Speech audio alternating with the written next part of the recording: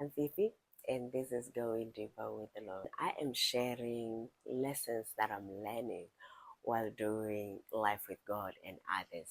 And today I just want to share from 2 Corinthians chapter 6, verse 14. I like the ESV version of it.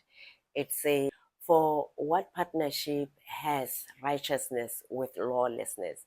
So when I first heard this verse, I thought it meant that we should do life with unbelievers. But that's not my understanding now that I've read the Bible over and over again and I've actually heard it being preached. My understanding now is that it's all about the influence, that we shouldn't partner with people who influence us to make decisions that are critical in our lives, because we walk by faith.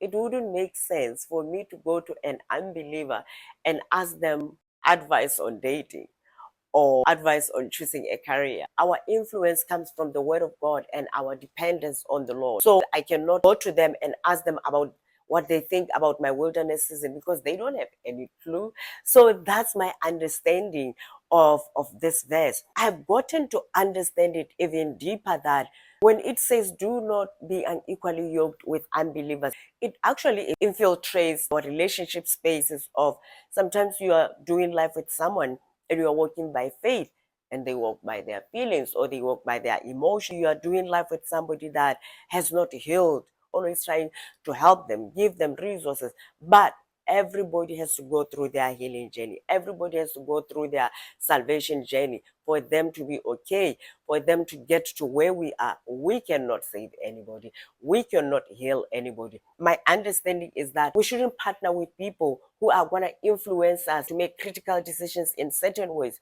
At some point, we're going to find ourselves in relationships with people who do not believe the same way we believe, who do not walk the same way we walk, especially in our families or in professional settings. So what do we do? I feel like this is where the phrase, "what would Jesus do?" makes sense.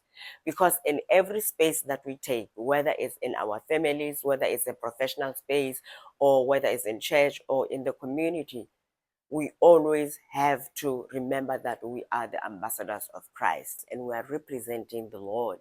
Even when we look at the life of Jesus Christ, he was harassed by the Sadducees and the Pharisees, but he was always giving them the truth. They would listen to him, trying to find a loophole that they could use against him, but they wouldn't find anything. I feel like he models a real life example for us to look at the way he dealt with believers and unbelievers, just to see how he moved about in those different circles and how he dealt with people. As believers, we always have to walk in our lane and always have to represent the Lord. You have to do what you have to do to learn and grow, because at the same time, there is Proverbs 27 verse 17 that says that as iron sharpens iron, so one person sharpens another. When we are living a surrendered life and we are dependent on the Lord, he uses people in our lives to develop our character. But the thing is that, what do you do as a follower of Christ? How do you show up in difficult spaces?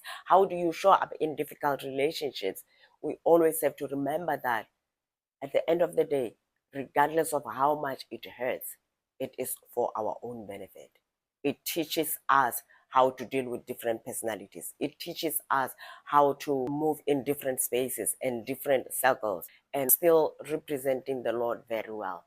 Friends, that's our Monday message of what I am learning as I do life with others. God bless you, and I will see you in the next video. And have a great week ahead. God bless you all.